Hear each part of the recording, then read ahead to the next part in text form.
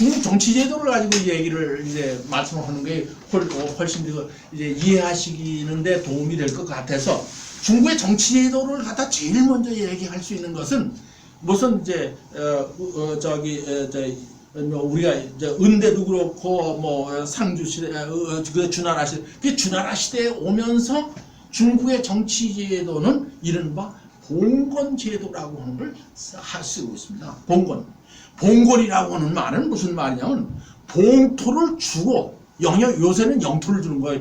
국가 영토를 주는 겁니다. 봉토를 주고 거기에 자비를 주고 그리고 이제 말하면 독자적인 말하면 정치 활동을 할 수 있도록 보장하는. 다만 하나의 조건은 있습니다. 봉투를 줄 때 조건 뭐냐면 주나라 왕이 천자에게 예의는 좀 차려줘 달라. 그러니까 1년에 한 번이고 해서 우선 화단 조상이니까 제사 지낼 때 가서 뭐 같이 뭐 요새 이제 쉽게 얘기하면 그렇게 하면 되는 건데 나머지는 제후국의 제후를 갖다 바뀐다. 주나라 천자가 야 너 장남 네 뒤를 잇는 장남하지 말고 장남해 또는 막내로 해 이렇게 명령하지 않는다면 명령할 수가 없는 거예요. 독자적으로 후계자를 결정하는 겁니다. 영토도 결정이 되죠. 왕이 계승도 이제 왕이라고 합시다. 제후의 계승도 말하면 자기가 독자적으로 하죠. 국제사회의 의무만 지키면 되는 거예요. 그럼 국제사회의 의무라고 하는 것은 뭐냐면 예를 들어서 중원이라고 하는 지역에 있는 나라가 말하면 외부로부터 말하면 흉노나 예를 들어서 무슨 자기들이 말하는 오랑캐로부터 침략을 받아서 우리 그 연합군 형성하자. 그래 연합군. 그 천자가 나서서 야 우리가 쳐들어오니까 저 연합군 와서 저 막아야 되지 않느냐. 이러한 국제적인 상황에서의 기능이 있는 거예요. 뭐 우리나라 요새 독립국가임에도 불구하고 뭐 이제 무슨 뭐 미국이 연합군 만들자 그 연합군 만들자 뭐 이러는 거예요 하고 거의 비슷하다고 생각하시면 어떨까 이제 그런 생각이 듭니다. 그러니까 따라서 이 독자성을 가지고 있기 때문에 주나라 봉건제도를 할 때에 이 봉건제 시행할 때 보통 이제 처음에는 70여 개국이라고 되어 있습니다. 그때 이제 조그만 그 부족들이 한 1000여 개 있었는데 이 70여 개국으로 했는데 봉건을 했는데 이 70여 개 이제 그 철기 문명이 들어오니까 그 무력이 해서 의해서 주변을 갖다 다 그 이제 말하면 그 잠식해 나간다든가 이제 정벌해 나간다든가 뭐 어떤 용어를 쓰더라도 그래가지고 이게 커다란 나라 7개로 나눠지는 것이 전국시대입니다. 그게 다시 말해서 그런 점에서 7개로 나눠지는 건 아니고 철기 문명에 말하면 그 이제 걸맞는 국가가 형태가 되는 거라고 봅니다. 그러면 이 나라가 이제 우리가 보통 얘기하는 이제 진천 한이죠 이렇게 물론 다른 나라 7나라가 있는데 이 나라들이 말하는 진나라에 의해서 망할 때까지 이 나라의 역사가 각각 얼마냐? 여러분들은 잠깐 동안이라고 생각하는데 700년 정도의 역사를 가지고 있다가 진나라에게 망하는 겁니다. 그러니까 700여 년 동안 말하면 각 지역별로 독자적 정권과 독자적 말하면 경제관계라든가 이런 걸 가지고 국제관계를 맺으면서 지내왔던 것이 말하면 춘추시대, 전국시대라고 이제 봐도 이제 되지 않겠느냐 이렇게 이제 자, 이것이 이제 전국 치룡의 지역입니다. 그러니까 요것이 아주 가장 제가 볼 때는 중국이라고 하는 나라가 이렇게 7개의 나라가 이렇게 된 것이 이것이 기가 막히게 말하면 지역적 말하면 그 이제 조건에 맞는 나라들이다. 전 그렇게 봅니다. 이게 왜냐면 각각 700년 정도의 이러한 말하는 그 전통적인 역사를 가지고 있으니까 이것은 계속해서 이제 앞으로 이제 좀 그 머릿속에 이제 해놔야 돼. 그 다음으로 이제 우리가 생각해야 될 문제가 현재 정치제도 간에 봉건제 말고 이제 군현제라고 하는 게 있습니다. 군현제라고 하는 건 뭐냐 하면은요. 전국을 갖다 국으로 만드는 게 아니라 봉건 국이 아니라 국이라고 하는 걸 갖다 중앙에 있는 천자가 자기가 자기 직할로 다 만드는 거예요. 직할로 만든다는 말은 예전에는 봉건 제후가 자기 독자적으로 계승권을 줬는데 가지고 있었는데 군의 뭐 군수라든가 뭐 예를 들어서 군수라고 칩시다. 또 현령이라든가 칩시다. 그거를 중앙정부에서 임명을 한 거예요. 그러니까 중앙 권력에 의해서 이것은 이것이 군현제입니다. 그러니까 천자의 전 국토가 천자의 직할 속에 들어가요. 그 진나라가 통일한 다음에 이제 뭐가 되느냐면 이제 이게 36개의 군으로 말하면 전국 그러니까 7나라나 됐던 걸 갖다 쪼개가지고 36개의 군으로 말하면 해서 진나라의 직할지를 이제 만드는 겁니다. 그리고 뭐 이렇게 통일하는 사람들이 머리가 나쁜 사람이 하나도 없습니다. 굉장히 머리가 좋아요. 그러면 이 한꺼번에 내가 다 차지한 걸 이걸 다시는 분열되지 않게 하려면 어떻게 해야 되느냐는 연구를 하는 거죠. 그 연구의 결과가 뭐냐 하면 진시황의 이른바 통일정책이라고 하는 거예요. 통일정책의 문자를 통일하죠. 그 다음에 도량형을 통일해요. 이게 경제소통에 가장 중요한 거죠. 근데 말하면 이제 직도를 건설한다죠. 요새 고속도로죠. 언제든지 말하면 빨리빨리 왔다 갈 수 있어요. 그 다음에 가장 중요한 게 사상의 통일이라는 거예요. 그러니까 이제 사상에 이제 자기들의 그 반대하는 생각을 가진 사람 다 몽땅 뭐 죽인다, 탄압한다. 뭐 우리가 이제 진시황을 갖다 욕할 때 제일 심하게 욕한 분석행위를 했다 이렇게 얘기하는 거죠. 책은 다 불질르고 유학자는 다 이제 가서 이제 땅속에 펌더 죽였다 이렇게 얘기를. 그 다음에 또 통일 정책의 가장 중요한 것은 강간약지입니다. 강간약지라는 건 수도 지역 황제가 있는 곳으로 돈 많은 사람을 다 불러 모으는 거예요. 그래가지고 지방에서 돈이 있어야 뭐 반란을 일으키거나 뭐 국가를 세우거나 뭐 하니까 지방에는 없게 만나요. 돈 있는 사람 다 중앙으로 그리고 지방 쪽은 약하게만 가지는 약하게 만나요. 강간약지예요. 그게 경제의 중앙지구. 그게 이렇게 되면요. 이게 보통 생각해가지고 이런 정책을 만든 게 아니라 굉장히 머리 좋게 만들었어요. 그런데 요컨대는 이런 36개 한 것이 진시황이 221년에 통일하고 나서 15년 만 2006년에 가서 이제 말하면 다시 이른바 이제 중국 역사에서는 반란이라고 얘기하죠. 요새 이제 공산주의 쪽에서는 의거라고 얘기하고 뭐 의병이라고 얘기하고 기의라고 얘기하고 뭐 별 소리를 안 하는데 이 사람들이 들고 일어나서 이제 진나라가 망하는 거죠. 그게 뭐가 이렇게 진나라가 머리가 좋게 통일 정책을 했음에도 불구하고 그 보통 흔히들 뭐라고 얘기하냐면 호해 같은 바보 같은 놈이 뭐 황제 천자가 됐으니까 그랬지 그런 얘기들을 하는데 뭐 그런 것도 있겠죠. 그러나 가장 중요한 것은 뭐냐면 자율의 검증입니다. 자율성을 갖다 뺏는 거예요. 왜냐면 독재 정권을 하려면은 자율성을 가지면은 이건 독재를 못 합니다. 아주 역사에서 기본입니다. 그 자율의 자율성을 이제 검증하기 때문에 제가 좀 다른 얘기를 좀 하나 하겠습니다.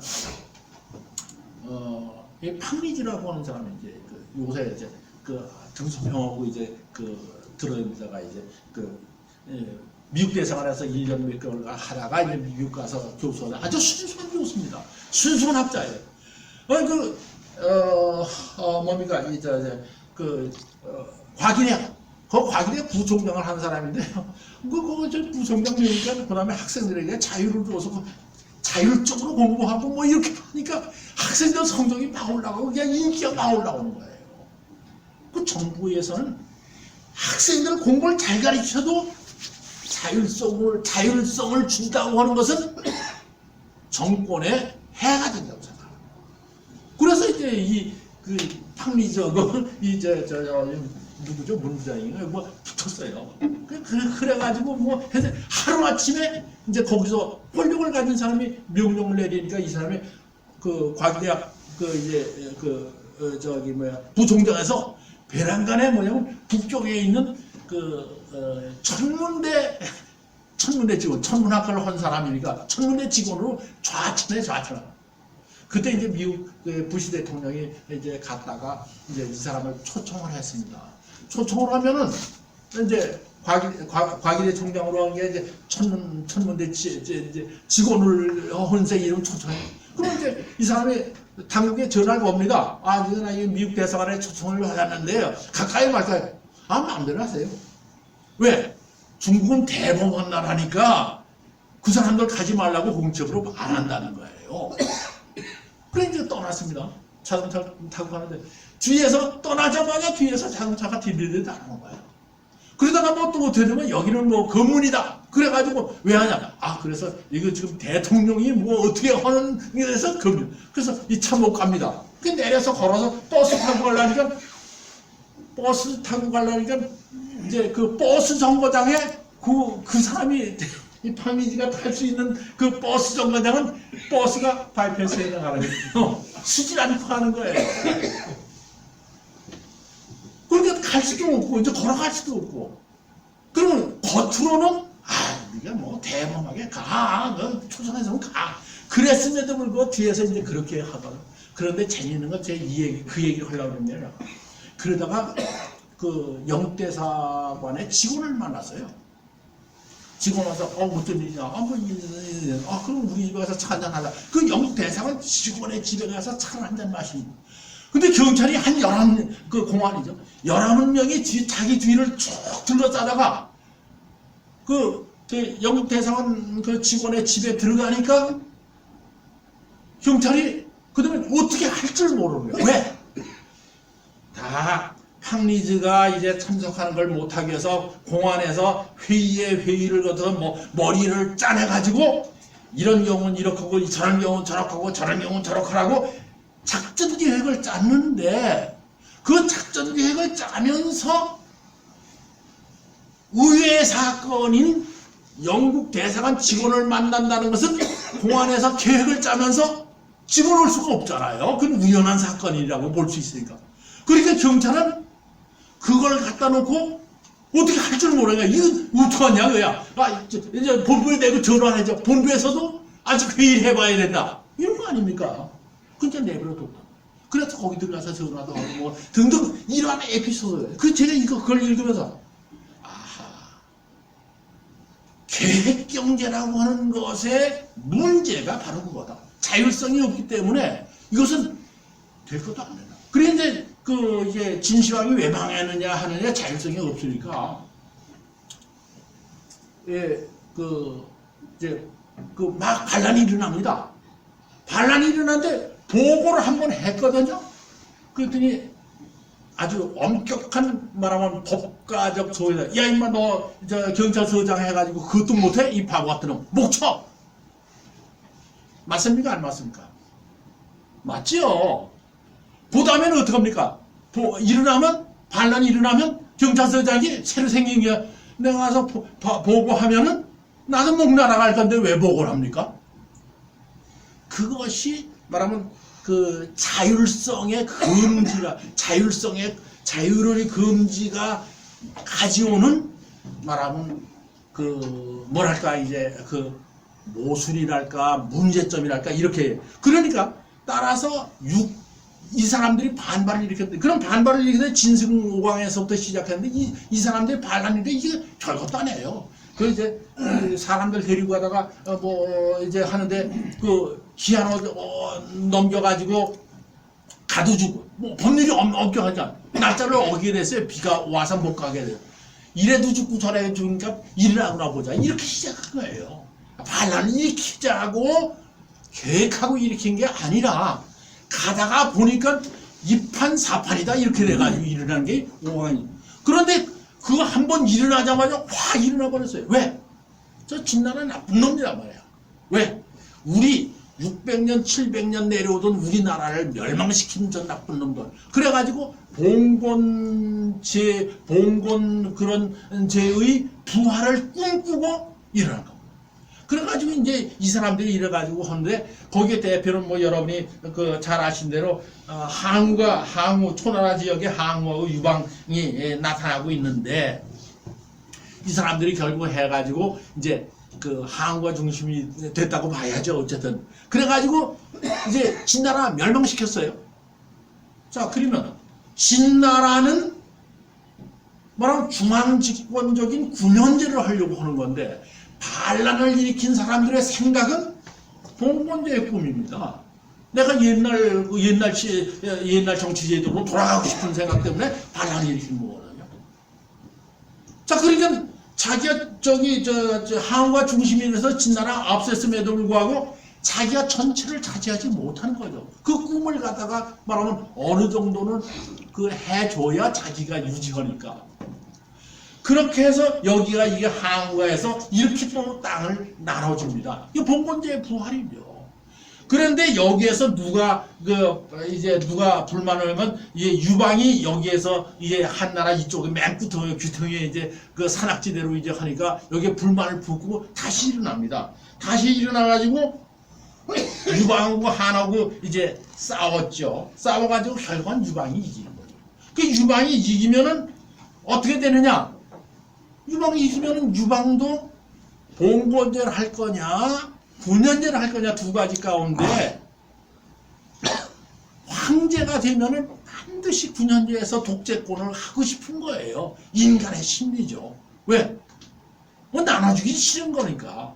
그게 하고 싶은데 힘은 절대적인 중원 지역의 모든 사람들은 봉건 그 식의 부활을 꿈꾸고 자기를 돕고 내가 왜 전쟁에 참여해서 내가 옛날 그 말한 제나라, 그다음에 초나라, 그다음에 이제 그다음에 저쪽에 연나라 이런 나라들을 말하면 회복시키기 위해서 말하면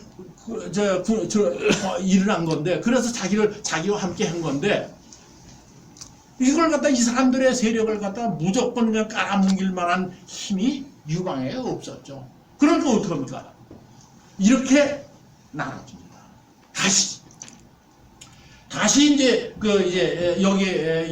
여기 요 왼쪽에 있는 것은 전국시대 건데요. 전국시대 지도하고 요건 진나라 대신에 한나라가 들어선 것 뿐이에요. 요쪽 오른쪽에 까만 지도는 요 빨간 것이 이제 말하면 한나라 영역이고 그 주변에 있는 것은 다 말하면 봉건 말하면 우리를 갖다 보통 이걸 위해서 이제 이성제후라고 얘기해요. 그때 유방을 도와서 무력을 갖다가 가지고 많이 도운 사람. 예컨대 뭐 한신이라든가 팽월이라든가 뭐 등등 이런 사람들에게 다 나눠줍니다. 그건 이성제후. 그러니까 이 사람들의 꿈은 봉건을 하는 거지. 뭐라 중앙집권적 통일국가를 하는 게 아니기 때문에 유방도 할 수 없어요. 그러면서 무슨 생각을 해요? 이거 말이야 어떻게 내가 진시황은 한꺼번에 하다가 했으니까 나는 조금 천천히 좀 중앙집권을 하면 그래 성공할 수 있을 거야 라고 생각을 합니다. 그 제도가 뭐냐면 그 제도가 뭐냐면 동성제후로 바꾸는 겁니다. 그러니까 이성제후를 갖다 이제 한신이 뭐 저거 어떻게 초나라 왕으로 생기는데 이 마음에 안 든다. 적당하게 해가지고 적당한 이유 붙여가지고 바꾸는 겁니다. 자기 아들 조카 뭐 며느리까지는 아닙니다. 그 이제 형의 아들 뭐 자기 아들 뭐 이런 등등해서 이렇게 이제 바꿔 주는 거죠. 그래서 이제 자기 아들 조카에서 동성제후로 이제 바꿔 나갑니다. 그럼에도 불구하고 동성제후에도 불구하고 동서로 분리돼 나가 있습니다. 그 이제 하는데 그러면 성이 같은 주시니까 뭐 중앙정부 한나라 왕실에 대해서 반란을 안 일으키냐? 그렇게 하면 오죽 좋겠어요. 그런데 이게 뭐 4천째 지나고 이제 거의 8천쯤 되면 이 8천 나오고 언제 저기 친척이야 이렇게 되는 겁니다.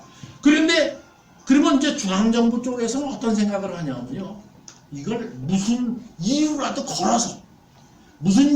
걸어서 저놈들을 갖다 이 제후들의 땅을 갖다 뺏어 먹어야 되겠다. 그래 중앙집권의 진시황의 꿈을 이룰 수 있다고 생각하고 여러 가지 정책을 씁니다.